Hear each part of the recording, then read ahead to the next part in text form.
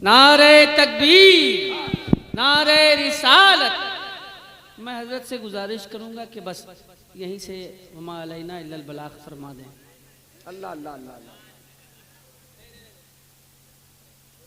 तो मेरा जो दावा था वो सच है कि नहीं? अरे बोले मेरा बोले जो बोले। दावा था वो सच है कि नहीं? दुनिया की तमाम स्कूल, कॉलेजेस, यूनिवर्सिटीज वाले परेशान हैं कि दुनिया खत्म होने के बाद फिर क्या होगा, मगर कुरान बोलता है दुनिया खत्म होने के बाद एक नई दुनिया शुरू होगी जिसके वो आलम हश्र कहा जाता है। और आलम हश्र के बाद एक फैसला होगा, जो जन्नती होंगे वो हमेशा जन्नत में रहेंगे और जो जहन्नमी होंगे वो हमेशा जहन्नम में रहेंगे। आला हजरत फरमाते हैं ये जो मुमकिन है, अब अगर वो वाजिब के करीब जाना चाहता है, अलॉट टुडे अलाइक टुमारो, आज ले उनकी पना, आज मदद मांग उनसे, फिर न मानेंगे कयामत में अगर मान गए। सुभान अल्लाह सुभान अल्लाह। जिंदाबाद जिंदाबाद। मुहाल वाह। कभी हो ही नहीं सकता, मुमकिन हम लोग हैं। अब मुमकिन ये वाजिब के करीब जब रहेगा तो वाजिब मरता नहीं है, वो है अल्लाह। वाजिब मरता नहीं है, वो हमेशा से और हमेशा रहेगा। अब जो वाजिब के करीब रहेगा अल्लाह तबारक व तआला उसे भी हयात अता फरमाएगा। इसी को आला हजरत रज़ी अल्लाह तआला अन्हु फरमाते हैं, लहद में इश्क़ रुख़े शह का दाग लेके चले। अब ये जो इश्क, ये ऐसी जैसे मिट्टी जो है ना, मिट्टी की दीवार बनाए, मकान बनाए, ज्यादा सर्विस नहीं देती, लेकिन उसी मिट्टी को मखसूस फरमा में ढाल कर आग में पका दे तो उसकी वैलिडिटी बढ़ जाती है। जैसे लाल किला, क्यों? उस मिट्टी ने अपने वजूद को आग में पकाया। ऐसे ही ये मुमकिन है, मिट्टी से है। वो अल्लज़ी खलक़कुम मिन तुराब, हम लोग मिट्टी से हैं। इस मिट्टी को इश्क़े मुस्तफ़ा के आग में पका देंगे।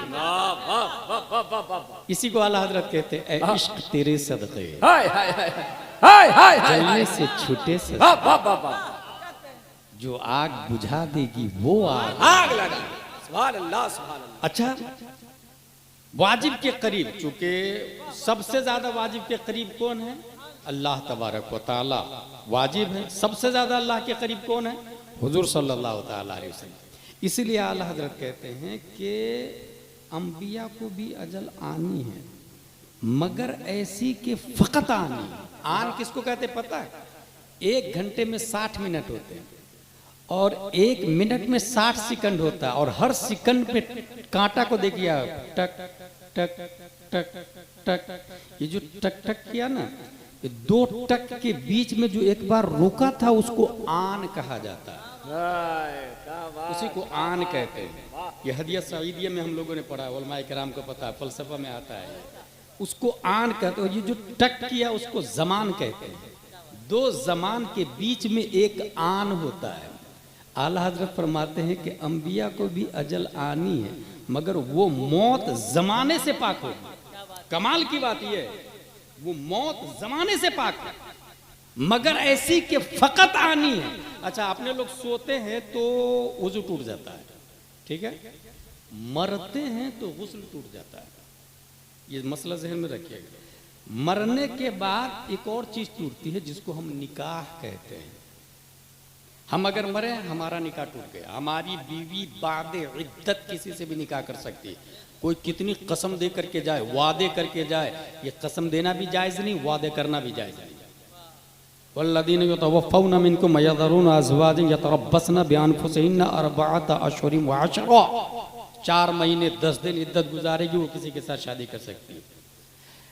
हम लोग को मरने के बाद गुस्ल दिया जाता है, इसलिए कि गुस्ल फर्ज हो जाता है। मौत नाक़िज़े गुस्ल है और सोना आधी मौत है, इसलिए वो नाक़िज़े वुज़ू है। और इसीलिए सोकर उठने के बाद ये दुआ करते हैं, अल्हम्दुलिल्लाहिल्लज़ी अहयाना, ऐ अल्लाह तेरा शुक्र है मरने के बाद तूने जिंदा किया, बादा मा अमाताना व इलैहि नुशूर। तो ये जो सोना है ये आधी मौत है। अब जो रूह निकली ये पूरी मौत हो गई। निकाह भी टूट गया, गुस्ल भी टूट गया, हमारी बीवी निकाह करने के बाद इद्दत, और हमें गुस्ल दे के अंदर कर दिया जाता है। लेकिन नबी की बीवी का निकाह इंतकाल के बाद भी हराम।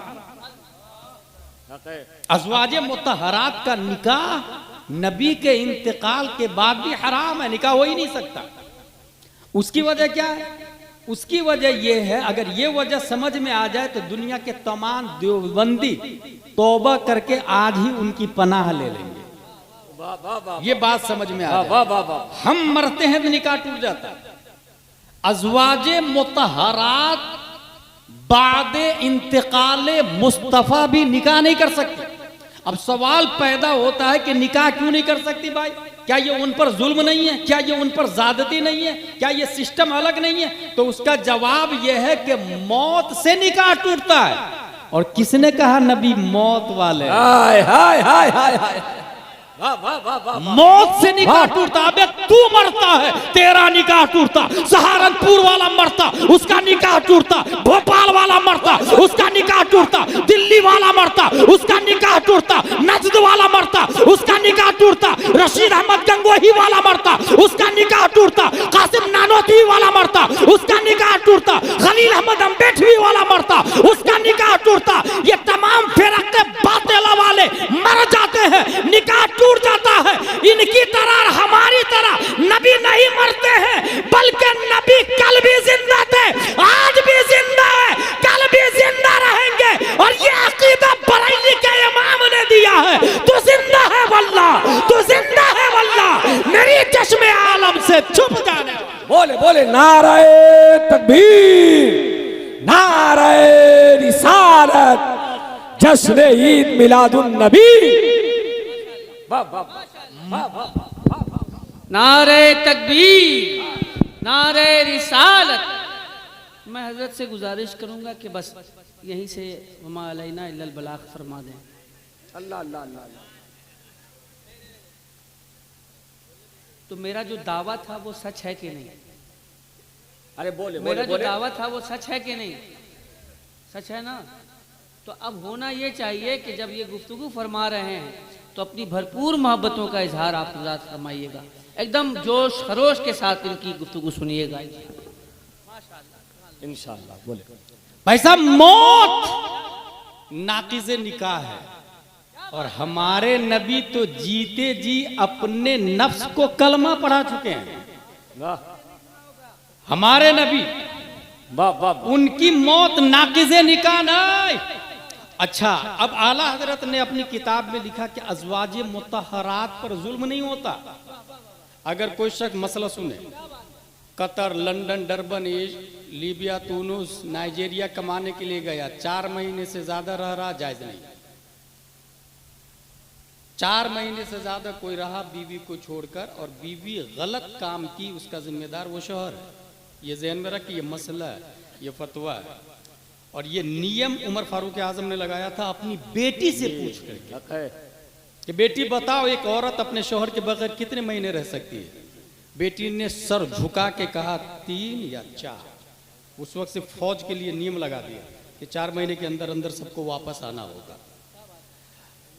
ये जिंदों के लिए मसला है। अब नबी इंतकाल कर गए और अज़वाजे मुतहरात बाहयात है और सालों साल है, फिर क्या ये अज़वाजे मुतहरात पे जुल्म नहीं है?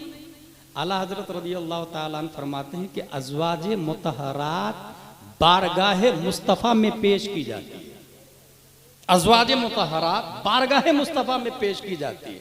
अच्छा, इस पर मिर्जा इंजीनियर कमेंट करता है, मिर्जा पंचर कमेंट करता है, ये देवबंदी वहाबी कमेंट करते हैं कि तोबा तोबा तोबा, कैसी बातें लिख दी कि अज़वाजे मुतहरात कब्र में पेश की जाती है। अब जरा लॉजिक बताओ आपको, ये बुखारी शरीफ है, इसके अंदर ये लिखा हुआ है मा बैन बैती व मिंबरी रौज़तुम मिन रियाज़िल जन्नह। ये बताइए आप, शादीशुदा मर्द का अपनी बीवी के साथ में रहना ये शान की बात है या ऐब की बात है? शादीशुदा मर्द का अपनी बीवी के साथ रहना शान की बात है या ऐब की बात है? जन्नत में जो इंसान जाएगा उसे हूरें मिलेगी, हूर के साथ में रहना ये शान की बात है या ऐब की बात है? और दुनिया की बीवी हूर से ज्यादा खूबसूरत बना के पेश की जाएगी शौहर की बारगाह में, उस बीवी के साथ में रहना शान की बात है या ऐब की बात है? हम और आप मरेंगे तो जन्नत में हूर और बीवी के साथ में रहेंगे, ये शान की बात है, यकीनन शान की बात है, यकीनन शान की बात है। मगर इन वहाबियों ने ये नहीं पढ़ा हमें जन्नत मिलेगी, हूर मिलेगी मरने के बाद, हूर की हवाएं मिलेगी मरने के बाद, खुशबू नसीब होगी मरने के बाद। मगर मुस्तफा का हाल ये है, बुखारी बोलता है माँ बैना मिंबरी वो रौज़ती, माँ बैना बैती मिंबरी वो मिंबरी रौज़तुम मिन रियासिल जन्नत, जन्नत ये मेरे हुजरा और मिंबर के बीच में जो जगह है वो जन्नत के बागों में से एक बाग है। और काजी अयाज ने लिखा इस जुमले का मतलब ये है कि ये जगह जहां मुस्तफा दफन है प्याई नहीं जन्नत में शिफ्ट हो जाएगी। पता ये चला हमारे नबी आज ही जन्नत में है, और जब आज जन्नत में है तो आज जन्नती का अज़वाजे मुतहरात के साथ में रहना यह ऐब नहीं शान की बात है। वाह वाह वाह वाह वाह वाह वाह वाह वाह, जिंदाबाद जिंदाबाद। बहुत अच्छे भाई साहब, हमको जन्नत में जाएंगे मरने के बाद ना। काजी अयाद ने लिखा वो जगह जन्नत में शिफ्ट हो जाएगी, ब्याई नहीं का लफ्ज आया, ब्याई नहीं का लफ्ज आया है। जब वही जगह जन्नत में शिफ्ट हो जाएगी तो गोया हमारे नबी आज ही जन्नत में है, और जब हमारे नबी आज ही जन्नत में है तो जन्नती आदमी का अज़वाज के साथ में रहना ये शान की बात है या ऐब की बात है? अब बात समझ में आई, ये लोग क्यों बोलते हैं, ये वहाबी देवबंदी क्यों बोलते हैं ये गलत बात है, क्योंकि इनको जन्नत में अज़वाज क्या, हूर क्या, गुलाम क्या, खुशबू नसीब भी नहीं होगी। तो वो सुना है द ग्रेप्स वाज श्योर, अंगूर खट्टा है। बार बार ट्राई कर रहा था पकड़ने की, बार बार, जब नहीं पकड़ रहा, नहीं पकड़ में आया था, द ग्रेप्स वाज श्योर, खुद जन्नत में जाएगा नहीं, अज़वाज मिलेगी नहीं, बीवी नसीब होगी नहीं, हूर मिलेगी नहीं, तो जिनको मिल रही है उन पर हुर्मत का फतवा लगा रहे हैं। आला हजरत रज़ियल्लाहु ताला अन्हु इनको फरमाते आज ले उनकी अलॉट टुडे अवॉइड टुमारो, आज ले उनकी पनाह, आज मदद मांग उनसे, फिर न मानेंगे क़यामत में अगर मान गया। हुज़ूर सल्लल्लाहु ताला अलैहि वसल्लम करीब बवाजिब हैं। आला हज़रत रज़ियल्लाहु ताला अन्हु ने आम मुमकिनों से हटाते हुए एक बात कही है फतावा रज़विया शरीफ हदायत के बख्शिश शरीफ के अंदर कि हमारे नबी वाजिब तो है नहीं, क्योंकि वाजिब नमाज नहीं पढ़ता है, वाजिब रोज़ा नहीं रखता है, वाजिब ज़कात नहीं देता, वाजिब रुकू सुजूद नहीं करता, मगर नबी रुकू करते हैं, सुजूद करते हैं, नमाज पढ़ते हैं। अच्छा, जब वाजिब हमारे नबी है, नहीं है तो फिर मुमकिन होना चाहिए। तो मुमकिन भी तो समझ में नहीं आ रहा भाई, कैसे? हम भी मुमकिन है, नबी भी मुमकिन है। हम इशारा करते हैं तो कुत्ता नहीं आता, नबी इशारा करते हैं तो सूरज आ जाता है। हाय हाय हाय, तो मुमकिन भी तो नहीं समझ में आ रहा भाई। हम भी मुमकिन है, नबी भी मुमकिन है। हम इशारा करते तो रोटी, हमारे इशारा से रोटी नहीं फटती है, नबी के इशारा से चांद फट जाता है। तो मुमकिन भी नहीं समझ में आ रहा है। आला हजरत फरमाते हैं वाजिब में अबदियत कहाँ, मुमकिन में ये कुदरत कहाँ? हैरा हूं ये भी है खता, ये भी नहीं, वो भी नहीं, फिर है क्या? फरमाते हैं इल्लतो गायत सबब बहरे जहां तुम हो सब, तुमसे बना तुम बिना तुम पे करोड़ों दो। सुभान अल्लाह सुभान अल्लाह। हो गई। मैं आखिरी बात बता दूं, वमा अलैना इल्लल बलाग से पहले ये वाजिब के करीब होने की जो सूरत होती है वो है इश्क़ मुस्तफ़ा, ये ज़हन में रखिएगा। और इश्क़ मुस्तफ़ा न हो तो कुरान शरीफ और हदीस शरीफ भी नहीं समझ में आता। फॉर एग्जाम्पल, बगैर वुजू के कुरान छूना क्या है, ये मसला मालूम है आप लोग? बगैर वुजू के कुरान छूना हराम है, ठीक है? मसला याद रखे, नहीं मालूम है तो बगैर वुजू के कुरान छूना हराम है, और बगैर गुस्ल के कुरान पढ़ना हराम है। और कुरान की तीन ही किस्म पढ़ी है मैंने फतावा रज़विया के अंदर। एक है लफ्जी जो पढ़ते हैं अपने लिए, और एक है नक्शी जिसे छूते हैं अपने लिए। दो किस्में हो गई। तो कुरान वुजू न हो तो छूना हराम, यानी नक्शी कुरान हराम हो गया। और अगर गुस्ल न हो तो पढ़ना हराम, यानी लफ्जी कुरान हराम हो गया। ठीक है। और तीसरी किस्म है मानवी कुरान, जिसको कलाम नफ्सी कहा जाता है। माना मफहूम जो उसका होता है उसको कहते हैं मानवी कुरान। अब दो कुरान के बारे में आपने हुर्मत का फतवा सुन लिया। वुजू न हो तो ये नक्शी कुरान हराम है, हाथ में नहीं आ सकता, हराम हो गया, टचिंग हराम है। अच्छा, गुस्ल न हो तो जुबान पर नहीं आ सकता, लफ्ज तिलावत हराम है। अब एक तीसरी चीज मैं अपनी तरफ से बता रहा हूं, उसका ताल्लुक है दिल से। कुरान समझने के लिए ये हाथ और जुबान की जरूरत नहीं, दिल की जरूरत पड़ती है। और दिल पाक होता है इश्क़ मुस्तफा से, लिहाजा वुजू न हो तो छूना हराम, गुस्ल न हो तो पढ़ना हराम, इश्क न हो तो समझना हराम। हाय हाय हाय हाय हाय हाय, वाह वाह वाह। यही वजह है अशरफ अली थानवी को कुरान समझ में नहीं आया, अबुल आला मौदूदी को कुरान समझ में नहीं आया। वबजदा का फालन फहदा का तर्जमा नबी को गुमराह करार दिया, वो मकर अल्लाह का तर्जमा नबी को माकी करार दिया। मगर बरेली का कलंदर जब कुरान मुकद्दस की तर्जमानी करता तो इसी आयत का तर्जमा इश्क़ मुस्तफा में इस तरह लिखता है, वबजदा का फालन फहदा, अपनी मोहब्बत में खुद रफ्ता पाया सो राह दिखा दी। यह है इश्क़ मुस्तफा। और इतना इश्क़ किया है आला हजरत ने, इतना इश्क़ किया है कि करूं तेरे नाम पे जा फेदा, न बस एक जा दो जहां फेदा, दो जहां से भी नहीं जी भरा, या रसूल अल्लाह करूं क्या करोड़ों चांद। सुभान अल्लाह सुभान अल्लाह सुभान अल्लाह, जिंदाबाद जिंदाबाद।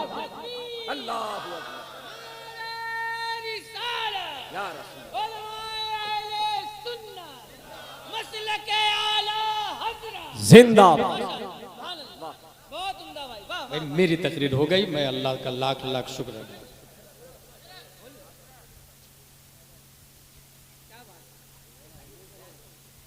उसके लिए चूंकि मुकर्रिर एक रखना चाहिए, इसे ये जहन में रखे। मैं दावे के साथ कह सकता हूँ कि 30% लोग मौजूद है यहाँ, 70% जा चुके हैं, तो एक मुकर्रिर रखते तो 100% सुनते हैं। असद इकबाल साहब उस शायर का नाम है जो नात के जरिए रद्द वहाबिया करते हैं। शहरियार साहब काफी, एक खतीब एक शायर को रखे, एक नकीब को रखे, बेहतरीन जलसा 12 बजे तक चलेगा, इंशाअल्लाह अज़ीम कामयाब हो जाएगा। वाजिब के करीब होना है, हम लोग मुमकिन है, वाजिब के जो करीब होगा वैलिडिटी उसकी बढ़ जाएगी। वाजिब के करीब कैसे होते हैं? आला हज़रत रज़ी अल्लाह ताला अन्हु को ये देखा कि हश्र, जैसा कि एंडिंग ऑफ द वर्ल्ड का मैंने बताया कि दुनिया ख़त्म हो जाएगी, ये साइंसदानों ने भी कहा दुनिया ख़त्म हो जाएगी। इस आयत में ये बताया गया है कि जब लोग उठेंगे तो सब नंगे उठेंगे, मर्द भी नंगे, औरतें भी नंगी होगी, सब नंगे उठेंगे। अच्छा, सबसे पहले कपड़ा हज़रत इब्राहिम अलैहिस्सलाम को दिया जाएगा। आला हज़रत का कमाल ये है, बल्कि आदत ये है कि वो देखते किसी नबी में कोई खूबी है तो उस खूबी से अफजल खूबी अपने नबी में तलाशना शुरू कर देते। वाह, ये आला हज़रत का कमाल है। किसी नबी में वो जब ये देखे कि यार इब्राहिम अलैहिस्सलाम को सबसे पहले कपड़ा मिलेगा तो हमारे नबी को कब मिलेगा, तलाशते तलाशते तलाशते आला हजरत लिखते हैं हमारे नबी को अल्लाह ताला कब्र ही में जन्नत का जोड़ा अता फरमा देगा। सुभान अल्लाह सुभान अल्लाह, बोले बोले बोले सुभान, कब्र ही में जन्नत। अच्छा, इसी तरीके से आला हजरत ने ये देखा कि पहला आसमान, दूसरा आसमान, ये जो काबा देख रहे हैं ना आप लोग मक्का शरीफ में, ऐसे ही काबा पहले आसमान पर भी है, पहले आसमान वालों का काबा है, दूसरे आसमान पर भी है, दूसरे आसमान वालों का, तीसरे पर भी, चौथे पर, पांचवें, छठवें, सातवें पर जो है उसका नाम है बैतुल मामूर। उसकी दीवार से टेक लगा के हजरत इब्राहिम अलैहिस्सलाम आराम फरमा। आला हजरत की आदत कि जब सात ही आसमान है, आठवां आसमान नहीं, तो जब इब्राहिम अलैहिस्सलाम सातवें आसमान के बैतुल मामूर यानी सातवें आसमान के काबे पर वो फाइज हैं, दीवार से टेक लगा के आराम फरमा है, तो आठवां तो आसमान नहीं, तो हमारे नबी कहाँ है? तलाशना शुरू किया। तलाशते तलाशते तलाशते आला हजरत की निगाह वहां तक पहुंच गई, वही लामका के मकी हुए। जिंदाबाद जिंदाबाद जिंदाबाद, सर अर्श तख्त नशी हुए, वो नबी है जिसके हैं ये मकाम, वो खुदा है जिसका मकाम। जिंदाबाद। ऐसे ही आला हजरत ने ये देखा कि यार ये जब दुरूद शरीफ पढ़ते हैं अल्लाहुम्मा सल्ली अला सय्यिदिना मुहम्मद व अला आलि सय्यिदिना मुहम्मद कमा सल्लैता अला सय्यिदिना इब्राहीम व अला आलि सय्यिदिना इब्राहीम, इब्राहिम अलैहिस्सलाम का लफ्ज़ आ रहा है, इब्राहिम अलैहिस्सलाम का लफ्ज़ आ रहा, दो बार आ रहा, आले इब्राहिम का लफ्ज़ आ रहा, तो हमारे नबी का क्या मकाम है? आला हजरत रज़ी अल्लाह ताला अन्हु तलाशना शुरू करते, तलाशते वो यहाँ पर पहुँच जाते हैं कि जब एक इंसान यहाँ इस गांव में, गांव का नाम क्या है, कन्नौज जिला जरारी में, मस्जिद में जुर्रत व हिम्मत के साथ जब नमाज पढ़ते हैं, सजदे में जाते हैं, उससे पहले कादा में होते पढ़ते हैं अत्तहियातु लिल्लाहि वस्सलावातु वत्तय्यिबातु अस्सलामु अलैका। ये प्रोनाउन है क, और प्रोनाउन की 3 किस्में, first I we, second you, third he they. First अना नहनु, सेकंड अंत अंतुम अंतुम अंत अंतुम अंतुन्ना, थर्ड हुवा हुमा हुम हिया हुमा हुन्ना। अलैका इंसान है जरारी में और कह रहा है अलैका, आप पर सलामती हो, और ये प्रेजेंट के लिए क आता है, ये सेकंड प्रोनाउन हाजिर के लिए आता है। जब हाजिर में नबी नहीं है, नबी तो मदीने में जलवाबार है, जरारी वाला कहता है अस्सलामु अलैका, आप पर सलामती हो। जबकि हैदराबाद से सलाम आता है तो हम ये कहते हैं वालैका वालैहिस्सलाम, आप पर भी सलामती हो, उन पर भी सलामती हो। अहमदाबाद से सलाम आएगा अगर जरारी में तो जवाब इस तरह देंगे वालैका वालैहिस्सलाम, उन पर भी सलामती हो, आप पर भी सलामती हो। क आप पर, अलैहिस्सलाम उन पर। तो नबी मदीने में है, अलैका नहीं अलैहिस्सलाम आना चाहिए, मगर कहते हैं अस्सलामु अलैका। अलैहि क्यों नहीं कहते हैं? उसका जवाब लिखा जाता है सुन्नियों की आन बान शान की तरफ से। एक इंसान नियत मानता, नवैतु अन उसल्लिया लिल्लाहि तआला रकअतै सलातिल फज्र फर्दुल्लाहि तआला इख्तदैतु बिहादाल इमाम मुतवज्जिहन इला जिहतिल काबति शरीफ, अल्लाहु अकबर। वो अल्लाह के करीब हो जाता, सूरह फातिहा पढ़ता और करीब होता, कोई सूरत मिलाता और करीब होता, सजदे में जाता और करीब होता, दूसरा सजदा करता और करीब होता। जब 2 रकात पढ़ लेता, कादा में बैठता और तहियात पढ़ता, अपनी आंखों को खोलता है तो अपने वजूद को कुर्बे मौला में पाता है, अल्लाह की बारगाह में खुद को इंसान पाता, मुसल्ली अपने आप को अल्लाह की बारगाह में पाता। और जब वहां आंखें खोलता है तो देखता क्या है? हजरत आदम जलवाबार नहीं है, हजरत मूसा जलवाबार नहीं है, हजरत ईसा जलवाबार नहीं है, हजरत इब्राहिम जलवाबार नहीं है। कुर्बे मौला में अगर किसी की जलवागरी है तो वो आमना का लाल है, प्यारे मुस्तफा है। एक मुसल्ली जरारी की मस्जिद में नमाज पढ़ते हुए आंखें खोलता कादा में तो देखता है कुर्बे मौला में मुस्तफा आराम फरमा है, तो नबी को सामने देखकर कहता है अस्सलामु अलैका या नबी। वाह वाह वाह वाह वाह, नारे तकबीर, नारे रिसालत, हजरत अल्लामा गुलाम जिलानी अजहरी साहब क़िबला। अस्सलामु अलैका। तो ये नबी की आदत, हमारे आला हजरत की आदत कि अपने नबी में बेहतरीन खूबी। अच्छा, मर्द नंगे उठेंगे, औरतें भी नंगी उठेगी। इससे मैं ये कहना चाहता हूँ कि कपड़ा मिलेगा, सबसे पहले हमारे नबी को मिला, इब्राहिम अलैहिस्सलाम को मिला। तशरीह की किताबों में आया कि जो औरत दुनिया में ज्यादा कपड़े पहनती है, हश्र में जल्दी से कपड़ा मिल जाएगा, और जो दुनिया में कम कपड़ा पहनती है, हश्र में सबके सामने कम कपड़ा नहीं बगैर कपड़े के रहेगी। अब सोचे, वहां दादा भी है, परदादा भी है, लकड़दादा भी है, 7 खानदान नहीं, आदम अलैहिस्सलाम तक सब लोग हश्र में मौजूद होंगे, वहां एक औरत बगैर कपड़े की होगी, क्या फील होगा? इसलिए महशर में पर्दे का एहतमाम अल्लाह की तरफ से एक खातून के लिए किया गया है, एक खातून के लिए, और वो एक खातून जन्नत फातिमा ज़हरा रज़ी अल्लाह सुभान अल्लाह सुभान। और उसकी सबसे बड़ी वजह यह है कि पूरी दुनिया में सबसे ज्यादा पर्दे का एहतमाम इसी खातून ने किया है।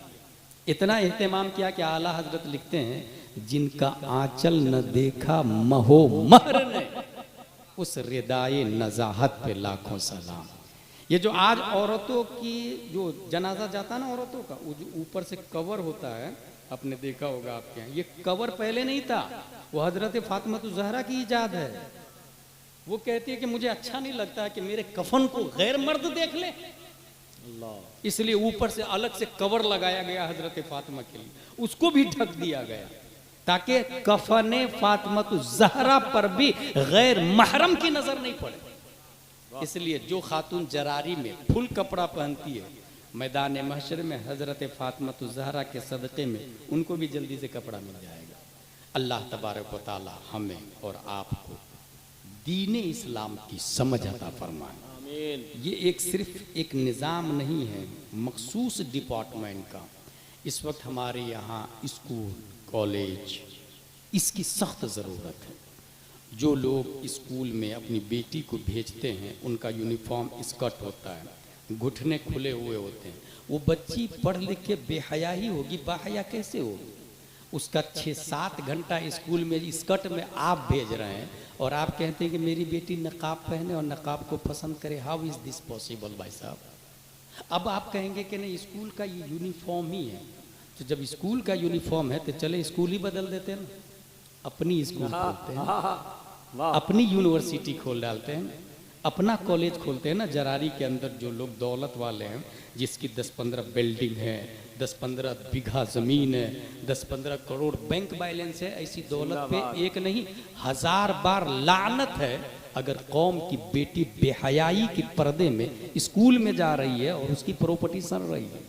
लानत है ऐसी दौलत पर। उस दौलत को भेज के अपनी स्कूल खोले, और जब अपनी स्कूल होगी तो अपना यूनिफॉर्म होगा।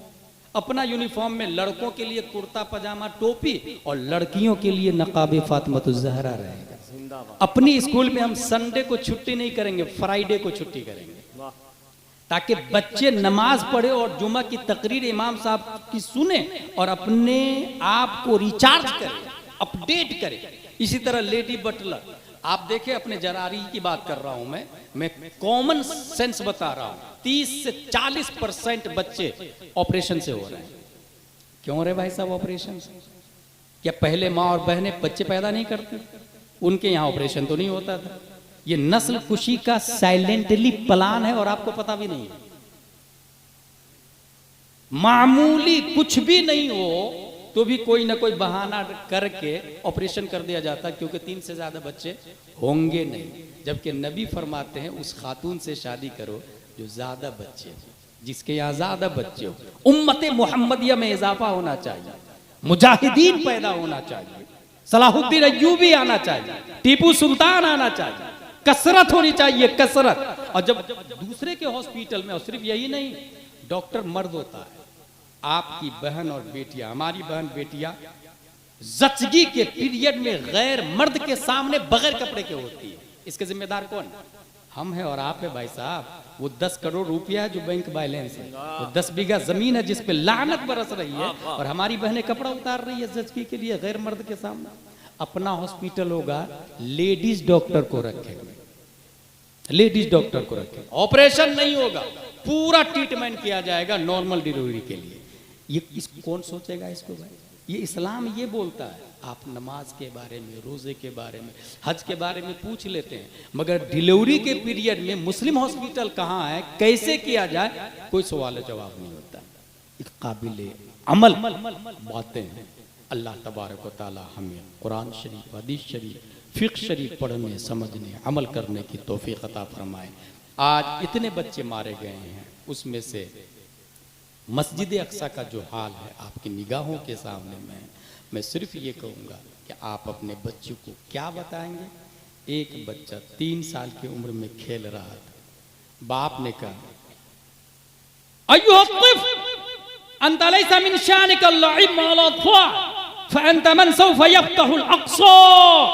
बेटा ये खेलने कूदने की जिंदगी नहीं है, अनकरीब तुम मस्जिद अक्सा को फतेह करने वाले। 3 साल की उम्र में बच्चे से कहा गया था ये जुमला। वही 3 साल का बच्चा जब 40-50 को पहुंचता है, वो जुमला दिमाग में नक्श था, और वही शख्स तारीख के पर्दे पर सलाहुद्दीन अय्यूबी बन के मस्जिद अक्सा को फतेह करता है।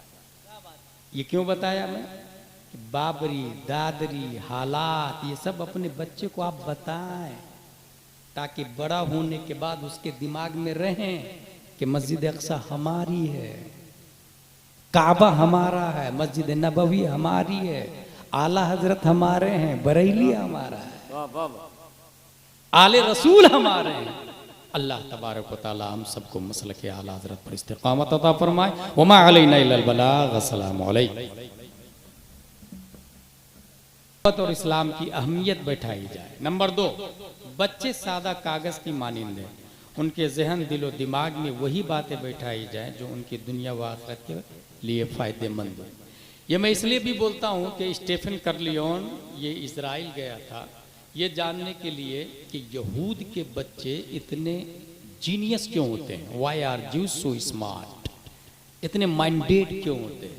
He spent 3 years in Israel and wrote in his book, the first thing I noticed that the pregnant mother would always try to solve mathematical problem together with the husband.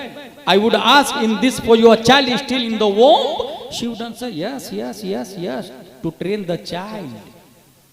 Stephen Corleone scientist Israel में जाके एक हामिला खातून से पूछा, pregnant खातून से, ये जो तुम हिसाबो किताब जोड़ रही हो ये क्या तुम्हारे बच्चे के लिए जो पेट में है अभी?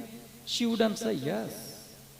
हाउ इज दिस पॉसिबल यार, बच्चा पेट में है और माँ उसको ट्रेन कर रही है बाहर पुस्तक हल करके, पुस्तक पढ़ के, क्वेश्चन आंसर करके। 2 को 2 से इंटू करेंगे कितना बनेगा, ये क्वेश्चन का आंसर लिख रहा है, वो बच्चा उसको जान रहा है। क्या ये हो सकता है? आप सोचिए जरा। उसने लिखा ना है, ये हो सकता है। इसीलिए यहूद के बच्चे अमेरिका के बच्चों से 6 घंटे ज्यादा आगे चलते हैं, और अपने लोगों से तो कितने साल पहले अमेरिका आगे चल रहा है। लेकिन काश आपको ये पता हो कि कुरान ने काफिरों को बेवकूफ कहा, मोमिनों को अक्लमंद कहा। अला इन्नहुम हुमुस सुफहा वलाकिन ला यअलम, बल्कि डबल बेवकूफ कहा उसको, बेवकूफे मुरक्कब। क्योंकि मोमिन बिन देखे अपने रब को एक मानता है, बिन देखे। हासिल ये कि वो ज़हीन बच्चा पैदा करने की खेती कर रहा है यहूद इजराइल, और माँ को दूध देता, मछली खिलाता, प्रेग्नेंट खातून को खजूर खिलाता, पैनो बजवाता, उससे कुछ सिंगिंग करवाता, वो गुनगुनाती रहेगी तो बच्चे के माइंड में साउंड का इफेक्ट जाएगा, बच्चा भी गुनगुनाना सीखेगा, बच्चा भी पढ़ना लिखना बोलना सीखेगा। क्या ये हो सकता है? जरारी के मुसलमानों का क्या नजरिया है इसके बारे में? स्टीफन कर्लियोन ने जो कहा, इज दिस पॉसिबल? अगर आपको लगता है कि नहीं हो सकता है तो उसको क्रॉस का निशान डाल के डस्टबिन में डाल दें। अगर मुझसे आप पूछे तो it is not only possible but in Islam has been done. ये इस्लाम में सिर्फ पॉसिबल नहीं, हो चुका है। ये 15वीं सदी हिजरी है, 14वीं में आए, 13वीं, 12वीं, 11वीं, 10वीं, 9वीं, 8वीं, 7वीं, 6वीं, 5वीं, 470 हिजरी में शेख अब्दुल कादिर अपनी माँ उम्मुल खैर फातिमा के पेट में, और माँ ने वुजू किया, मुसल्ला बिछाया, अलिफ लाम मीम पढ़ा, अब्दुल कादिर ने अंदर ही याद कर लिया। माँ ने सयकूल पढ़ा, तिलकर रसूल लन तनालू वल मुहसनात ला युहिब्बु व इदा समिअू वलौ अन्ना क़ाल अल मलौ वअलमू यअतदिरुन मा मिन दाब्बा व मा वबर्रिहु रुबमा सुब्हानल्लज़ी क़ाल अलम इक़तरब क़द अफ़लह। माँ ने हालते हमल में 18 पारे की तिलावत की। मेरा गौस जब पैदा होता है तो 18 पारे का हाफिज कुरान। जिंदाबाद जिंदाबाद। In Islam it is not only possible but has been done. 800 साल पहले हो चुका है, मगर करना क्या है, हम लोग यूज नहीं कर रहे हैं उसको। हम ये कह रहे हैं कि मोबाइल सब चला ही रहे हैं आजकल। तो मोबाइल में जब बच्चा माँ के पेट में है तो माँ को चाहिए कि मोबाइल ओपन करे, यूट्यूब खोले और उसमें लगाए कलाम आला हजरत असद इकबाल कलकत्ती। जिंदाबाद। चल इधर आटा में पानी मिलाए, वो आटा गूदे, और इधर कलाम चलेगा। सूना जंगल रात अंधेरी छाई बदली काली है, सोने वालों जागते रहियो चोरों की रखवाली।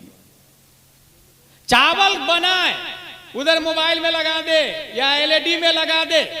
उवैस रजा कादरी कलाम आला हजरत इधर चावल बना रही है, उधर आवाज आएगी, क्या दबे जिस पे हिमायत का हो पंजा तेरा, शेर को खतरे में लाता नहीं कुत्ता तेरा।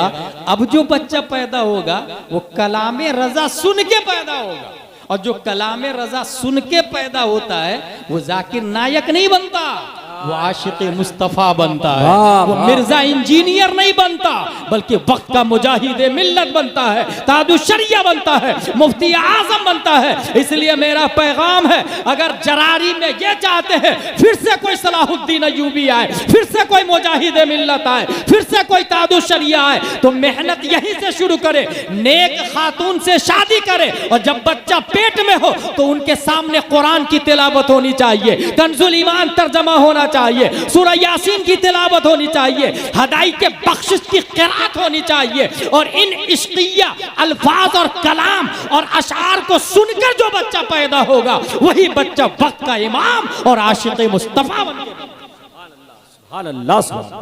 तो यही ये कह रहे हैं, इस पैगाम बरेली शरीफ का पैगाम है, वहीं से संभाल के रखा हूं मैं। बच्चे सादा कागिज होते हैं, उनके माँ के पेटी से जो वो सुनेगा वही वो बोलेगा। इसलिए गूंगा जो बच्चा यहाँ पैदा हुआ दूसरे दिन उसको लंदन में छोड़ दे और 10 साल के बाद यहाँ लेकर के आए, तो वो माँ बाप थोड़ी बोलेगा फादर मदर ब्रदर सिस्टर। क्यों? पैदा तो यहाँ के पानी मिट्टी से हुआ भाई साहब, ये कैसे बोलने लगा? वो जो सुना वही जहन की डायरी में सेव किया, वही प्रोनाउंस करता है। तो जो आप सुनाते हैं बच्चा वही बोलता है। आगे चले, जो बच्चियां हिंदी स्कूल कॉलेज वगैरह में पढ़ रही, ये बहुत भयानक बात बताने जा रहा हूं। हर रोज 50-100 बच्चियां मुर्तद हो रही, डेली की बात बता रहा हूं, डेली बाज़ाब्ता अंडर टेबल प्लान चल रहा है कि मुस्लिम बच्चियों को लाओ, ये पैसे ले जाओ, बाज़ाब्ता प्लान चल रहा है। इसमें कौन लोग जाती है? ये जो बच्चियां स्कूल पढ़ती है हमारी, जो कॉलेज पढ़ती है, बाप टीचर होता है, वो समझता है कि I can understand holy Quran in English language, I can read Anwar Shariat in Hindi, बहार शरीयत इन हिंदी, और उसी की बेटी काफिर के साथ भाग जाती है, उसे पता भी नहीं होता। और वो बाज़ाब्ता कॉन्स्टिट्यूशन में अलाउ कर दिया उसको, इसलिए आप कुछ कर भी नहीं सकते। आज ले उनकी पन्ना, अलाउ टुडे अलाउ टुमारो। आज अपनी बच्ची को कंट्रोल करे, उसे बताए काफिर के साथ भागोगी तो निकाह ही नहीं होगा, बच्चे हरामी होंगे, क्या होगा तुम्हारी जिंदगी का, तुम्हारे फ्यूचर का। इसलिए मैं कहता हूं इसी स्कूल में भेजे ही मत जिसमें लड़के जाते हैं, ओनली फॉर गर्ल्स उस स्कूल में भेजे। को education it is not allowed, जिसमें लड़के पढ़ रहे हैं उसमें स्कूल भेजे ही मत। और मैं फिर कहूंगा अगर ऐसी स्कूल नहीं है तो आपकी दौलत पे लानत है, लानत है ऐसी दौलत पे कि बच्चियां मुर्तद हो रही है हमारी, और हमारी दौलत और प्रॉपर्टी बैंक में। इसलिए बच्चियों को ये भी ज़हन में रखें कि कोई एजुकेशन नहीं होना चाहिए, जिस स्कूल में लड़के उसमें बच्ची मत भेजें। अच्छा, आपकी बच्ची की फ्रेंड्स, फीमेल फ्रेंड्स कौन कौन सी है वो देखें। अगर काफिरा के साथ दोस्ती कर रही है तो इसको भी कट कर, क्योंकि वाया काफिरा भी आपकी बच्ची काफिरा हो जाए। ये भी प्लान चल रहा अंडरग्राउंड, इसका भी अलॉट और ध्यान में रखना होगा। इर्तिदाद के असबाब पर गौर करें, उसको दूर करने की राहें निकालें। जो बच्चे या बच्चियां लियाज़ो बिल्लाह इस फितने में मुब्तला हो चुके हैं उनको भी हिकमत अमली से निकाले। नंबर 6, जिन बच्चियों के इर्तिदाद में मुब्तला होने का अंदेशा, ये बड़ी अच्छी बात है। 6 नंबर पे अगर हम जाके आपको बोले भाई साहब आपकी बच्ची को मैंने फलां लड़के के साथ देखा, काफिर लड़के के साथ, अबे मेरी बेटी पे इल्जाम लगाता, दोबारा आना मत, अपने घर की तरह समझा है क्या? अक्ल हो के उसी की बच्ची चली जाती है। तो अगर कोई शिकायत करता है उसको पैसे दे कि तुमने शिकायत किया, सुधरने का मौका दिया, तेरा लाख लाख शुक्र एहसान है। बजाय पैसे देने के गाली बात दे के उल्टे उसके ऊपर केस कर देते हैं। अगर कोई आपके बच्ची के बारे में खबर कर रहा है, और सब बच्ची बहुत होशियार होगी, पहली ही बोल देगी कि मेरा दुश्मन है फलां आदमी, उसकी बात मत मानना। इस वजह से कोई बात इस मामले में नहीं सुननी, सीधे। और मैं तो कहता हूँ जितनी जल्दी हो सके शादी कर दे, इससे बेहतर कोई इलाज नहीं है, सबसे अच्छा तरीका है। अच्छा, मस्जिदों और जलसों में इस उन्वान पर काबिल और मुअतबर उलमा खुतबा मुहज़्ज़ब और मुहतात अंदाज में तकरीर करवाएं। ये मैं इसलिए कह रहा हूँ कि जो गैर आलिम मुकर्रिर है उसको बुलाई मत। आप जो अच्छे आलिम मुकर्रिर के लिए आलिम होना ज़रूरी है, जो आलिम नहीं वो तकरीर नहीं कर सकता। अच्छा ये ड्यूटी मेरी नहीं है, मैं बताऊंगा सिर्फ कि गैर आलिम की तकरीर जायज नहीं। आप कहेंगे नाम बताओ कौन कौन, तो कौन जाए इसी ये डेमोक्रेसी सिस्टम में कौन जाए लड़ने के लिए। हाँ भाई आप फाइट करने, तो आपको कहूंगा भाई 1 लाख रुपया डाल दो फला आदमी से फाइट करना, आप तो डालोगे नहीं। तो इस वजह से इतना काफी है कि आप इंक्वायरी करें, आप अपने यहाँ के जो मुफ्ती है उनसे पूछे कि फला आदमी को बुला रहा हूँ वो आलिम है कि नहीं, वो पता 2 मिनट में पता लगा लेंगे वो आलिम है कि नहीं। ये बहुत अच्छा तरीका, सरपरस्त और सदर अपने एरिया के आलिम को रखे और आलिम मुकर्रिर को लाए। गैर आलिम मुकर्रिर को लाएंगे वो कब इस्लाम को डुबोएगा और आपके ईमान को खाएगा पता भी नहीं चलेगा। मौजू दे उनको, जैसे मुझे मौजू नहीं दिया गया, मैं तैयारी करके आया था, बेअसते मुस्तफ़ा पे गुफ्तगू करनी है, मगर माहौल देख करके मैंने चेंज कर लिया। बाज़ाब्ता मौजू देना चाहिए। और आगे चले, नंबर 9, आसपास और इर्द गिर्द बसने वाले मुस्लिम समाज के गरीब, बेवाओं और यतीमों का भरपूर ख्याल रखें। क्या हो रहा है, जो कुछ मर्द इंतकाल कर चुके हैं, बेवा है, कोई पूछता नहीं है, तो अब क्रिश्चियन ने पैसा दिया वो क्रिश्चियन बन गई। ऐसे में जो मुस्लिम दौलतमंद है उसकी जिम्मेदारी है उसको पैसे देके उसके ईमान को बचाए। नंबर 10, ईमान और अकीदे के लिए जिस तरह काफिर हरबी नुकसानदेह है, उसी तरह गुस्ताखानी रसूलुल्लाह सल्लल्लाहु अलैहि वसल्लम दयाबना वहाबिया भी नुकसानदेह। वहाबी सुलह कुल्ली से हरगिज लेन देन न रखे। अपनी बेटी दे भी मत और उसकी बेटी को ले भी मत। अच्छा कुछ लोग सोचते हैं कि बेटी दे थोड़ी रहा हूँ, ले रहा हूँ, सुन्नी बना लूंगा ना मैं। भाई साहब तुम्हारी सुन्नियत का ठिकाना नहीं, कहा उसको सुन्नी बनाने जा रहे। आपकी सुन्नियत कब खतरे में पड़ जाती है पता नहीं चलता। वक्त के मुजद्दिद के पास शैतान आके बहका देता है। वक्त के मुजद्दिद के पास, इमाम राजी का नाम सुना ना आप लोगों ने, उनके पास शैतान आया था ईमान छीनने के लिए। वक्त के मुजद्दिद को नहीं छोड़ता है तो हम और आप कहाँ के हैं। इस वजह से बेटी लाऊंगा और मैं सुन्नी बना लूंगा, ये बहुत बड़ी गलतफहमी है। ऐसे भी जोड़ू के गुलाम बहुत ज्यादा हो रहे हैं। इस वजह से आपका कुछ नहीं चलेगा, उससे दूर रहे, ढूंढे, तलाशे। और मैं तो कहूंगा मस्जिद और मदरसे में लड़का तलाश, अपनी बेटी के लिए मस्जिद में दूल्हा तलाश, मदरसे में दूल्हा तलाश। देखो कौन अच्छा नंबर लाता है, कौन नमाज पढ़ता है, कौन अखलाकमंद है। नंबर 10, सारे सुन्नी सहीउल अकीदा मुसलमान एक दूसरे से मिलकर रहे, छोटी छोटी बातों पे लड़े मत, इख्तिलाफ न करें और इज्तिमाई फायदे में जाती नुकसान को न देखें या जाती फायदे को न देखें। सब सुन्नी मिलकर के रहे। अगर किसी एक का नुकसान हो रहा है और सबका फायदा हो रहा है तो अपना नुकसान मंजूर कर ले, सबका फायदा होना चाहिए। सबका फायदा ये इंपॉर्टेंट है बनिस्बत अपने नुकसान के।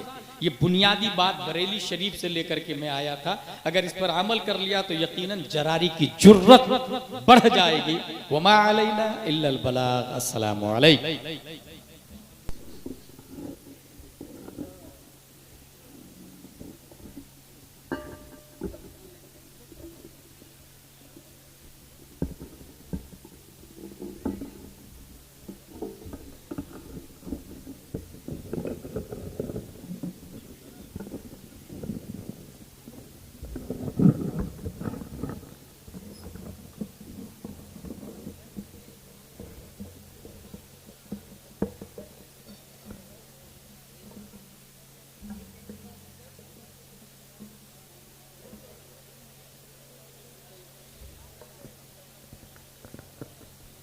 दुरूद शरीफ पढ़े। अल्लाहुम्मा सल्ली अला सय्यिदिना व मौलाना मुहम्मद व आलिहि व सहबिहि बारिक वसल्लम। सलातु व सलामुन अलैका या रसूलल्लाह सल्लल्लाहु तआला अलैहि वसल्लम।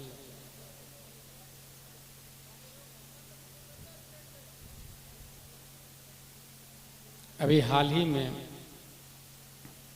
हुज़ूर ताजुश शरीया अलैहि रहमत व रिदवान का उर्स मुबारक गुजरा है। आप में बहुत सारे लोग गए भी हुए थे। जरारी में आने के बाद कुछ बच्चों ने कहा कि वो यहाँ पर लोग नशा बहुत ज़्यादा करते हैं और इंजीनियर मिर्ज़ा को अपना उस्ताद भी मानते हैं। इसी दोनों हवाले से एक बात जहन में रखे कि नशा हराम है और हमारे और जानवर में अक्ल का फ़र्क है। पैदा दोनों नंगे होते हैं, जानवर भी और हम लोग भी। बड़ा होके जो कपड़ा न पहने वो जानवर है, जो कपड़ा पहन ले वो हजरत इंसान है। पेशाब दोनों करते हैं, जानवर भी हम लोग भी। जो खड़े खड़े कहीं भी शुरू हो जाए वो जानवर है और किनारे में बैठकर पेशाब के बाद जो पानी लेता है वो हजरत इंसान है। भूख दोनों को लगती है, जानवर को भी इंसान को भी। हलाल और हराम की तमीज के बगैर अगर खा ले वो जानवर है, और हराम को लात मार के सिर्फ हलाल खाए उसे हजरत इंसान कहा जाता है। और इन तमाम हलाल और हराम और सही गलत में जो चीज़ फैसला करती है वो अक्ल है, और नशा से अक्ल माऊफ हो जाती है। नशा की बुनियाद पर अक्ल पर एक पर्दा पड़ता है, और जब अक्ल पे पर्दा पड़ जाता है he has been like animals, वो जानवर की तरह हो जाता है। And animals can not understand what is right, what is wrong। फिर माँ बहन में फर्क नहीं समझता, राइट रॉन्ग में फर्क नहीं समझता है। इस वजह से नशा से खुद को भी बचाए और अपने बच्चों को भी बचाए, और पूरी ताकत से नशा के जरिए मुस्लिम बच्चों को डिस्ट्रॉय करने की तैयारी चल रही है।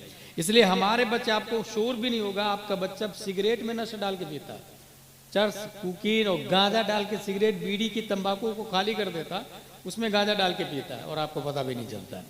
इस वजह से अपने बच्चों पे सख्ती से नजर रखें। दूसरी बात यह है, जिस्म के लिए हानिकारक तो है ही, सराहत में ईमान के लिए हानिकारक जो है वो ये मोबाइल है। इसके जरिए यकीनन लोग नात तकरीर सुनते हैं, मगर किसकी नात सुने, किसकी तकरीर सुने, ये जानना बहुत जरूरी है। अगर मोबाइल में इंजीनियर मिर्जा को सुनता है तो उसके ईमान में इजाफा नहीं होगा, बल्कि कुफ्र में इजाफा होना शुरू हो जाएगा, ईमान बर्बाद होना शुरू हो जाएगा, और उसे शऊर भी नहीं होगा। क्योंकि मैंने एक नहीं कई बड़े बड़े जीनियस लोगों से खंडवा में बहस की है इस बात के ऊपर। करता क्या है वो देखिए, साइकोलॉजी गेम कैसा कहता है यार। देवबंदी लोग बहुत गलत है यार, देवबंदी सुन्नी को काफिर बोलता है, इंजीनियर मिर्जा की बोली बोल रहा हूँ। सुन्नी लोग देखो यार, मज़ार पे जाता, ताजिया करता, ये करता, वो करता, ढोल बजाता, ताशा बजाता, सुन्नी लोग गलत होते हैं। अच्छा, देवबंदी ने सुन्नियों पे कुफ्र का फतवा लगाया, सुन्नियों ने देवबंदियों का कुफ्र का फतवा लगाया। मैं कहता हूँ ये दोनों सही है, दोनों को छोड़ो, मेरी बात मानो। ये कौन बोलता है? इंजीनियर मिर्जा बोलता है, ये मैं खुद सुना हूँ। इसी को कहते हैं दोनों को छोड़ो, मेरी बात मानो। एक तीसरा फिरका खुद अपने आप में है, और कहता नहीं है कि मैं देवबंदी हूँ, वो कहता नहीं है मैं सुन्नी हूँ, वो कहता नहीं है मैं अहले हदीस हूँ। और जो ये किसी एक की तरफ खुद को मंसूब न करे, उसी को सुले कुल्ली कहा जाता है। और इसकी बुनियाद डाली है नदवा वालों ने, और निशानदेही की है ताजुश शरिया अली रहमा और रिदवान ने। बाज़ाब्ता बताया है ताजुश शरिया अली रहमा और रिदवान ने, और मैंने उनका ऑडियो सुना है कि लफ्ज़ सुलह कुल्ली की ईजाद सबसे पहले नदवा वालों के लिए हुई थी, सबसे पहले नदवा वालों की हुई थी। ये अलग सी बात है, बहुत सारे लोगों को नहीं पता है, क्योंकि फिक़्ह सब लोग नहीं समझ पाते, और नहीं उस नज़र से किसी का ऑडियो और वीडियो सुनते हैं। कदमी हादी अला रक़बत कुल्ले वलील्लाह, कितना मशहूर से, कितना मशहूर जुमला है गौसे आज़म का। मेरा कदम तमाम वलियों की गर्दन पर है। इंजीनियर मिर्जा नहीं मानता इसको, कहता गौसे आज़म ने झूठ बोला। ये कोई फिरौनी जुमला हो सकता है, माज़अल्लाह रब्बिल आलमीन। अच्छा, दलील क्या देता है वो? दलील ये देता है कि अबू बकर सिद्दीक ने नहीं कहा है। अबू बकर सिद्दीक अफजल है या गौसे आज़म अफजल है? यकीनन अबू बकर सिद्दीक अफजल है। याद रखिएगा, गौसे आज़म जैसे हजारों गौसे आज़म मिलके भी किसी सहाबी का मुकाबला नहीं कर सकते, क्योंकि सहाबी ने सर की आंखों से नबी को देखा है, और सहाबी ने खजूर की गुठली बराबर भी नबी को दिया है। बाद में उहुद पहाड़ के बराबर सोना खैरात करने वाला गौस भी सहाबी का मुकाबला नहीं कर सकता। ये ज़ाब्ता बता रहा हूँ आप लोग, अकीदा बता रहा हूँ। यकीनन अबू बकर सिद्दीक रज़ियल्लाहु अन्हु अफज़ल गौसे आज़म से, लेकिन अबू बकर सिद्दीक का न कहना, इस बात की दलील कहाँ है कि ये गौसे आज़म का जुमला नहीं? बहुत सारे, ये चप्पल अबू बकर सिद्दीक ने पहना क्या? ये मस्जिद अबू बकर सिद्दीक ने बनाई क्या? हजारों काम है, नमाज तरावी जुमा जो जमात के साथ अपने लोग पढ़ते हैं, अबू बकर सिद्दीक ने पढ़ाई क्या? उन्होंने राइज की है क्या? ये हजरत उमर फारूक आजम ने राइज की। औरतें मस्जिद में नहीं जाती, हजरत अबू बकर सिद्दीक के ज़माने में जाती थी, हजरत उमर फारूक आजम ने रोका है, हुजूर सल्लल्लाहु अलैहि वसल्लम के ज़माने में भी जाती। तो बहुत सारे काम है जो हजरत अबू बकर सिद्दीक ने नहीं किए। अल्लाह ने काम को नबियों के जिम्मे डाला, नबियों के बाद सहाबे के जिम्मे डाला, और सहाबा के बाद उलमा के जिम्मे डाला है। वक्त के उलमा उस काम को अंजाम देंगे। गौसे आजम ने जो ये जुमला कहा, कदमी हादी अला रक़बत कुल्ले वलील्लाह, ये गौसे आजम का जुमला है या नहीं, ये कौन बताएगा? जो गौसे आजम के जमाने में हो। और गौसे आजम के जमाने में जो लोग थे उन्होंने ये कहा, दिल ये जिगर है, आंखें ये सर है, जहां चाहो रखो कदम गौसे आजम। बहजतुल असरार शरीफ में ये जुमला लिखा हुआ, और सनद के साथ हदीस शरीफ के बाद वाहिद ये बहजतुल असरार शरीफ ऐसी किताब है जो आन के साथ लिखी गई है। वाहिद ये ऐसी किताब है कि मुझसे फलाने, उनसे उसने और उन्होंने गौसे आजम से सुना। कि वाहिद किताब है बहजतुल असरार शरीफ, उसमें लिखा हुआ है कि ये गौसे आजम का जुमला है। ये मरदूद इंजीनियर मिर्जा बोलता है कि ये फिरौनी जुमला है माज़अल्लाह रब्बिल आलमीन। अब ये होता कैसे है देखें, दो लाइन है बुनियादी तौर से। एक तो ये स्कूल वाली लाइन हो गई। मेरा कहना यह है कि अगर आप अपने बच्चे को इंजीनियर मिर्जा से बचाना चाहते हैं तो करे ये कि अपने बच्चे को स्कूल पढ़ाए। स्कूल पढ़ाना हराम नहीं है, लेकिन साथ में मकतब बच्चे को जरूर दे। अच्छा, मकतब से क्या मुराद है? आप लोगों में ये पूछूं कि कितने लोग हैं जो कुरान शरीफ पढ़े लिखे? मैं समझता हूँ आधे से ज्यादा लोग हाथ उठाएंगे। इसी तरीके से हमारी माँ और बहनें भी कुरान शरीफ पढ़ी लिखी है। हकीकत यह है कि कुरान शरीफ पढ़ना ये दीनी तालीम है ही नहीं। कि अपने दिमाग में बैठा ले, मैं जिम्मेदारी से बोल रहा हूँ। Reading Holi Quran that is not Islamic education. Understanding Holi Quran that is Islamic education. Quran पढ़ना ये इस्लामिक तालीम नहीं है, कुरान समझना ये तालीम है। पढ़ने में सवाब जरूर मिलेगा, सवाब मिलना अलग चीज है। मैं पूछूं आपसे, वुजू में 4 फराइज है, कहां लिखा कुरान में? आप नहीं बता पाए। जब आप तिलावत करेंगे या अय्युहल्लज़ीना आमनू इज़ा कुमतुम इलस्सलाह फ़ग़सिलू वुजूहकुम व अयदियकुम इलल मराफ़िक़, सवाब मिलेगा। लेकिन ये वुजू की दलील है, ये आप नहीं बता सकते। तो तालीम सवाब मिलने का नाम नहीं है, तालीम दलाइल का नाम है।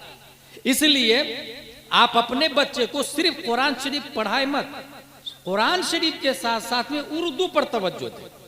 तामीर अदब वल दोम सोम चहारुम पंजुम अनवार शरीयत। अच्छा, तरीका बहुत आसान है। बॉयज की अलग मकतब लगा है, बॉयज के लिए, गर्ल्स के लिए अलग। बॉयज को आलिम साहब पढ़ाएंगे, गर्ल्स को आलिमा पढ़ाएंगे। आलिमा कहाँ से लाएंगे? बहुत आसान तरीका। अपने बेटे की शादी के लिए आप डॉक्टर्स मत ढूंढिएगा, टीचर्स मत ढूंढिएगा, जींस पैंट टी शर्ट वाली को मत ढूंढिएगा, कोई अमीरा खातून को मत ढूंढिएगा। अपनी बेटे की शादी के लिए जो बहू लाएंगे वो कंजुल ईमान पढ़ना जानती हो उसको लेकर के आया, जो बहारे शरीयत पढ़ना जानती है उसको लेकर के, उसको कहे कि आप बच्चियों को आप पढ़ाएं। सिर्फ 1 घंटा सुबह, 1 घंटा शाम। बच्चियां स्कूल जा रही, स्कूल जाने दे। बच्चे स्कूल जा रहे हैं, जाने दे। अब बच्चा आपका तामीर अदब पढ़ा, अव्वल दोम सोम चहारुम पढ़ा। ये भी ज़हन में रखिए कि आप में बहुत सारे लोग हैं वो ये समझते हैं कि मेरी उम्र 50-60 साल हो गई, मैं दीन को समझ सकता हूं। ये बहुत बड़ी गलतफहमी है शैतान की तरफ से। एक मोबाइल है छोटा सा, आप 1 महीने के बच्चे को दे तो वो लात मार के बाहर फेंक देगा। गोल्ड दे उसको, वो लात मार के बाहर फेंक देगा। अंगार दे तो पकड़ लेगा उसको। मगर उसी बच्चे को जब 50 साल का हो जाए और फिर गोल्ड दे तो तिजोरी में बंद करके रखता है। Why? He can understand what is the value of diamond, what is the value of gold, what is the value of silver.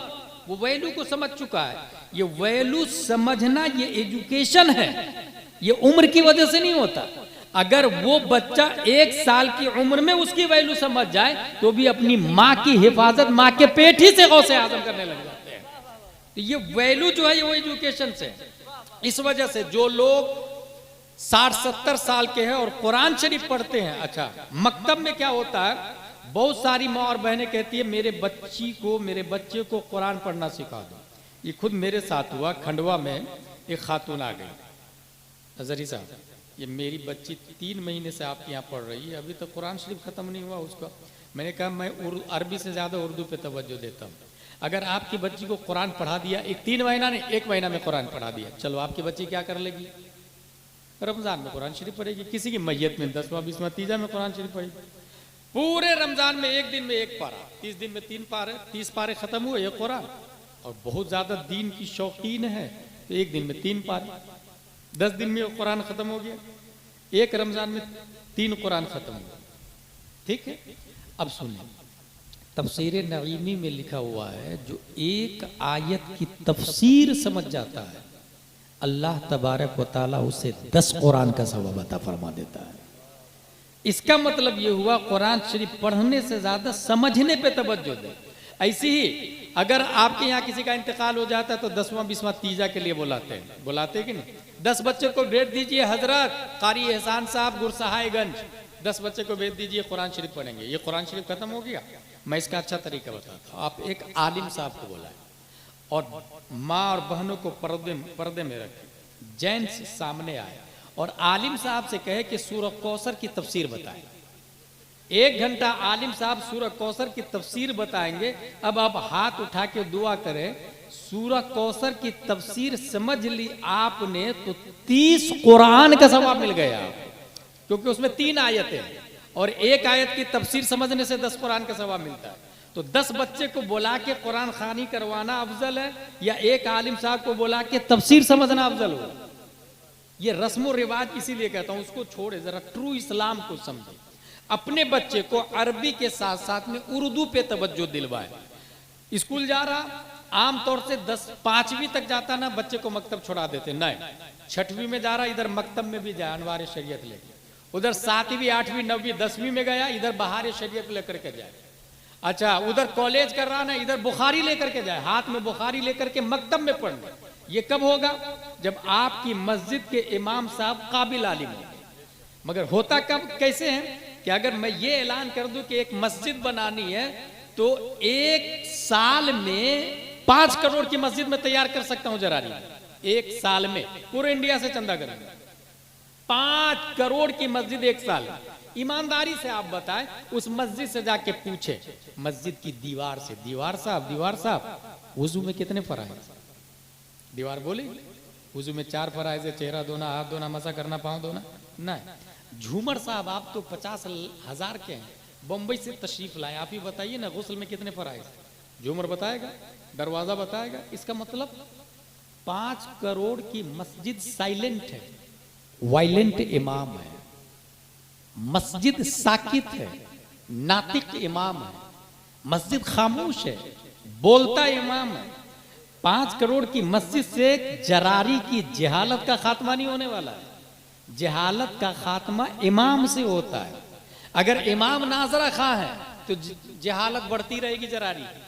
और ये नाजरा खां हटेंगे कैसे? जब 5,000 से आप 10,000 पर आएंगे, तनख्वाह जब 10,000 से 20,000 करेंगे, जब 20,000 से 40,000 करेंगे, 40 से 80,000 करेंगे। भाई हमारी मस्जिद में हाफिज साहब क्यों रहेंगे? भाई हम 2 इमाम रखेंगे, आलिम साहब को भी रखेंगे, हम मुफ्ती साहब को रखेंगे, हम मुजद्दिद को अपने यहाँ रखेंगे। तनख्वाह 50 की जगह 1 लाख रुपया देंगे, मस्जिद का इमाम मुजद्दिद साहब रहेंगे। अब जेब से 5,000 के ऊपर तनख्वाह बढ़ाने को तैयार है और तमन्ना सबकी रहती है जहालत का खात्मा होना चाहिए। अच्छा, मस्जिद बनाना सवाब का काम है, कहाँ लिखा? किसने बताया भाई? जिस किताब में लिखा मस्जिद बनाना सवाब का काम है, उसी किताब में लिखा है एक मस्जिद किसी को आलिम नहीं बनाती, मगर एक आलिम हजारों जाहिल को आलिम बना सकता है। इनकलाब मस्जिद से आती, अगर इनकलाब मस्जिद से आती तो खजूर की शाख तना पत्तियों से बनी हुई मस्जिद थी, इनकलाब उससे आना था। मगर इनकलाब मस्जिद से नहीं, इमामुल अंबिया से इनकलाब आया है। मस्जिद नबवी में इमामुल अंबिया थे, तब जाके अबू बकर, उमर, उस्मान व अली पैदा हुए। इसलिए अपने इमाम पर स्ट्रॉन्ग इमाम रखेंगे। आपका बच्चा कॉलेज उधर कर रहा, इधर बुखारी शरीफ लेके मकतब में जाएगा। अब उधर कॉलेज करने के बाद BEMS, MBBS, MD, DM, doctorate सब किया, इधर मकतब नहीं छोड़ा, मकतब में जा ही रहा। अब आपका बच्चा जो डॉक्टर बन गया है वो डॉक्टर जाकिर नायक नहीं बनेगा, वो डॉक्टर सज्जाद आलम मिसबाही बनेगा। वो इंजीनियर मिर्जा का फॉलोवर नहीं होगा, बल्कि वो ताजुशरिया और मुहद्दिस कबीर का फॉलोवर होगा।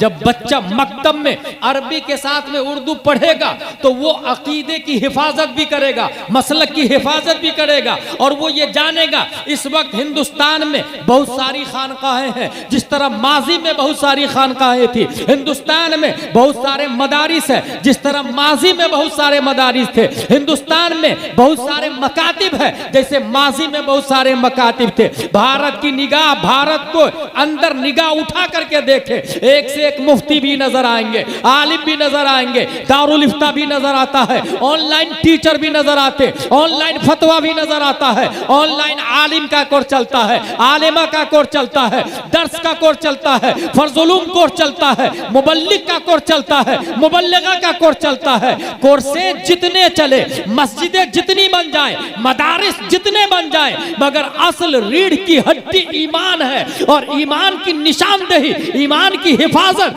बरेली से हो रही है। इसलिए तौहीद और रिसालत के शहदाइयों, माजी में ईमान की हिफाजत आला हजरत ने की। वो गए तो हमें यतीम नहीं छोड़ा, मुफ्ती आजम हिंद दे करके गए, और मुफ्ती आजम गए तब भी हमें यतीम नहीं छोड़ा, ताजुशरिया दे करके गए, और ताजुशरिया गए तो आज हमारी नजरों के सामने नाइबे ताजुशरिया हुजूर मुहद्दिस कबीर जिंदा है, हुजूर मुहद्दिस कबीर मौजूद है। मैं पूरे भारत में यह ऐलान करता हूं, सिर्फ भारत नहीं, बांग्लादेश, पाकिस्तान, श्रीलंका, और सिर्फ श्रीलंका नहीं बल्कि नेपाल, गैर मुनक़सिम हिंदुस्तान के तमाम उलमा को तराजू के एक पल्ले में डाल दो, और दूसरी तरफ तन्हा मुहद्दिस कबीर को डाल दो। अल्हम्दुलिल्लाह, हजारों फुक़हा उलमा पर अगर कोई भारी है तो सदरुल शरिया का बेटा हुजूर मुहद्दिस कबीर की जात। बुढ़ापे में भी ताजुल शरिया को नहीं छोड़ा।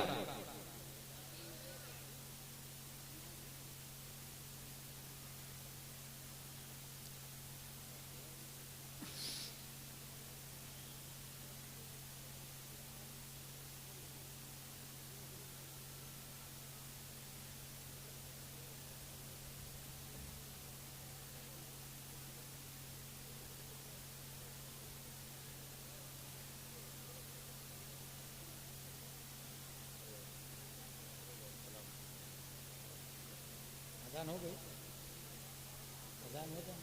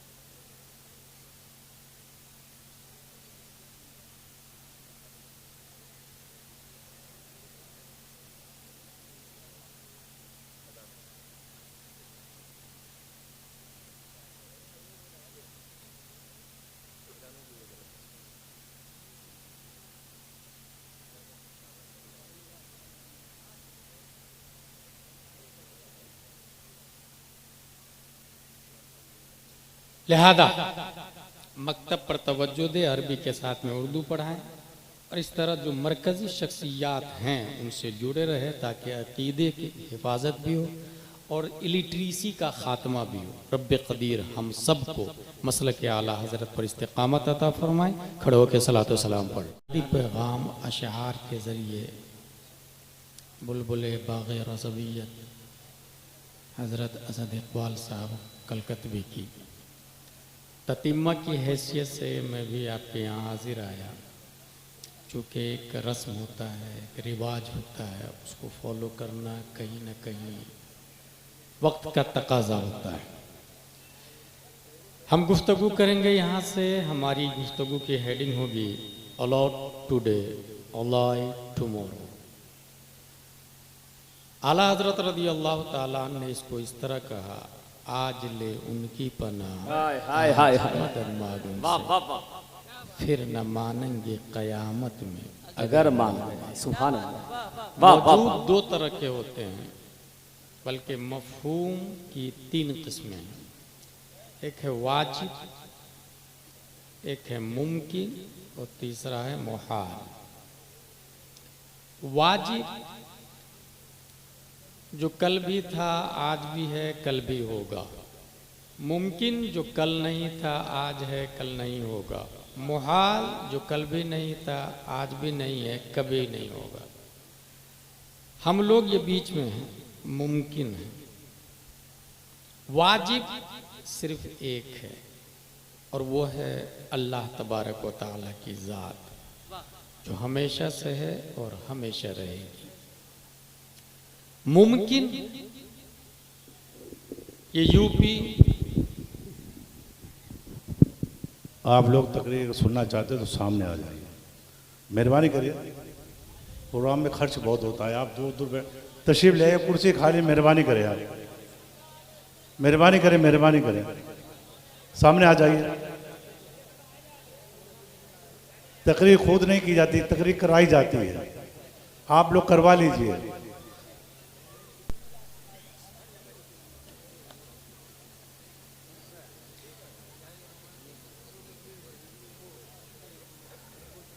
जिस तरह इंग्लिश में एक सेंटेंस मशहूर है,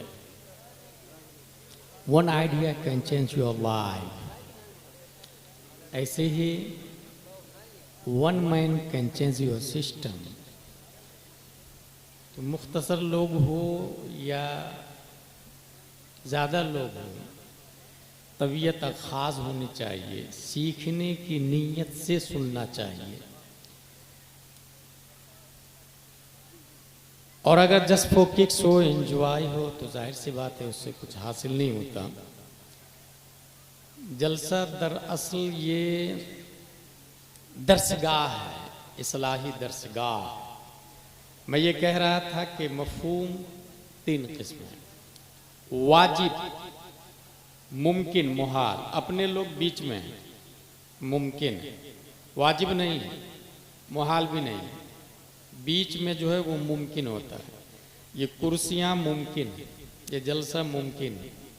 skies, animals, man, women, boys, children, girls, everything in this world exception Allah called मुमकिन। ये ज़मीन और आसमान ये सब मुमकिन है। अच्छा, वाजिब की इब्तिदा की कोई बात नहीं, क्योंकि वो हमेशा से और हमेशा रहेगा, और वो सिर्फ एक ज़ात है, अल्लाह तबारक व तआला। उसकी पैदाइश नहीं हुई है, वो हमेशा से अज खुद है और वो कभी ख़त्म नहीं होगा। आयतल कुर्सी में है, अल्लाहु ला इलाहा इल्ला हुवल हय्युल क़य्यूम, वो हय बिज़ात है, वो क़य्यूम बिज़ात है, वो खुद से कायम है, वो खुद से जिंदा है। मुमकिन की बात है तो इस हवाले से ये जो कॉन्वेंट और सेंट पायस, सेंट जोसेफ, ऑक्सफोर्ड, कैम्ब्रिज वाले हैं, वो इस मुमकिन की इब्तिदा पर गुफ्तगू की है और उसके बारे में लिखा, in short the big bang hypothesis state that all of the current and past matter in the universe came into existence at the same time roundly 13.8 billion years ago. At this time, all matter was compacted into a very small ball with infinite density and intense heating called a singularity. Suddenly the singularity began expanding and the universe as we know it began. अचानक एक नुक्ता फटता है और UP बन जाता है, India बन जाता है, हमारा गांव बन जाता है, हम लोग बनते हैं। ये कौन बोल रहा?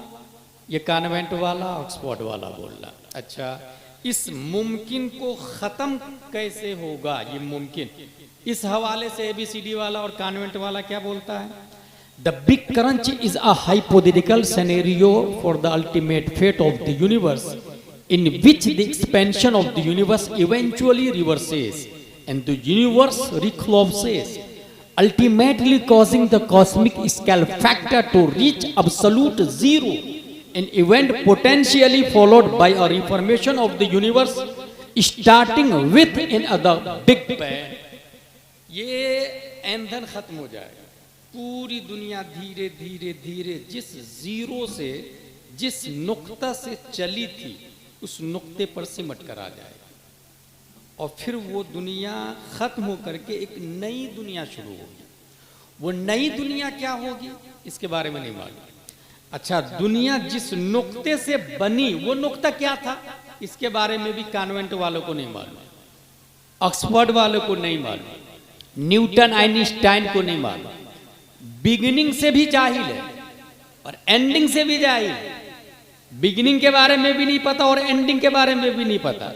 लेकिन आप अगर अलिफ बा तासा की तरफ आ जाए, अगर आप कुरान शरीफ की तरफ आ जाए, तो 1400 साल पहले यूनिवर्सिटी ऑफ द प्रोफेट मुस्तफा सल्लल्लाहु अलैहि वसल्लम का एक student teacher of the universe मुअल्लिम कायनात प्यारे मुस्तफा सल्लल्लाहु अलैहि वसल्लम से पूछ लिया, tell me please about first creation then all world. या रसूल अल्लाह बताइए ना दुनिया कैसे बनी है और सबसे पहले अल्लाह ने किस चीज को पैदा फरमाया। प्यारे मुस्तफा जवाब देते, या जाबिर इन्नल्लाह तआला कद खलका नूरा नबिय्यका मिन नूरिही फजअल ज़ालिका नूर यदूरु बिल कुदरति हैसु शाअ अल्लाहु तबारक व तआला व लम यकुन फी ज़ालिकल वक्त लौहुन वला कलमुन वला जन्नतुन वला नारुन वला मलकुन वला समाउन वला शम्सुन वला कमरुन वला जिन्नुन वला इंसुन फलम्मा अरादल्लाहु अन यखलुकल खल्qa क़स्समा ज़ालिका नूर इला अर्बअति अज्ज़ा फखलका मिनल जुज़्इल अव्वल अल्लाह व मिनल थानी कलम व मिन अल-थालिस अल-अर्श थुम्मा क़स्सम अल-जुज़ अर्रबी इला अर्बअति अज्ज़ा इला आखिर। या रसूल अल्लाह, अल्लाह ने सबसे पहले किस चीज को पैदा फरमाया? प्यारे मुस्तफा जवाब देते हैं, जाबिर कायनात की कोई शय नहीं है, अशजारो अबहारो अकमार नहीं है, अल्लाह ने सबसे पहले तुम्हारे नबी के नूर को पैदा किया है। बात समझ में आ गई। दुनिया का वजूद जिस सिंगुलरिटी से हुआ, जिस नुक्ता से हुआ, यह अमेरिका जिस नुक्ता से बना है, लंदन जिस डॉट से बना है, एनिमल्स जिस नुक्ता से बने हैं, ये स्काई जिस नुक्ते से बने हैं, वो नुक्ता कोई और नहीं है, नूरे मुस्तफा है। और इसकी तर्जमानी दुनिया का एक अजीम साइंटिस्ट 10 शव्वाल 1272 हिजरी 14 जून 1856 ईस्वी में अपने वक्त का आलिम, फाजिल, मुफ्ती, मुहक्किक, मुजद्दिद, मुफस्सिर, मुशर्रिह, तमाम वलियों का लीडर, चीफ लीडर बन के जलवागर होते हैं। सिर्फ तमाम वलियों के लीडर नहीं, बल्कि तमाम साइंसदानों के बाप बन के नकी अली खां की पीठ से बरेली की धरती पर इमाम अहमद रजा खां फाज़िल बरेलवी पैदा होते और वो कहते हैं जिस सिंगुलरिटी से दुनिया बनी है वो singularity light of the profit है।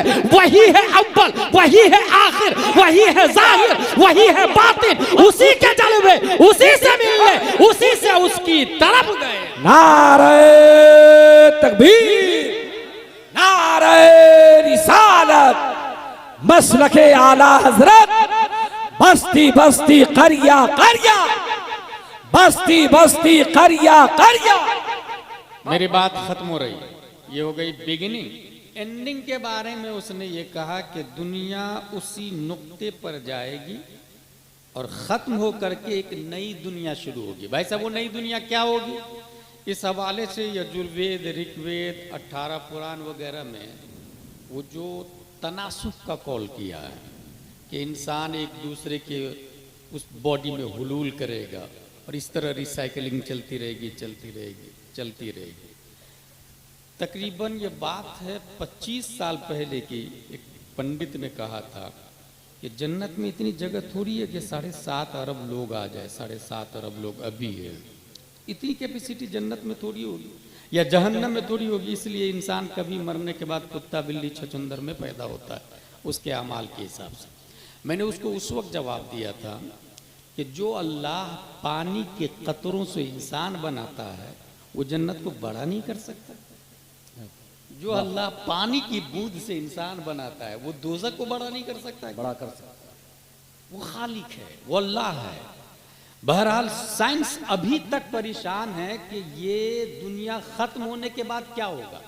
इतना जरूर कहा, starting with in the big bang, एक नई दुनिया शुरू होगी, लेकिन वो दुनिया क्या होगी, कैसी होगी, क्या होगा, ये नहीं पता।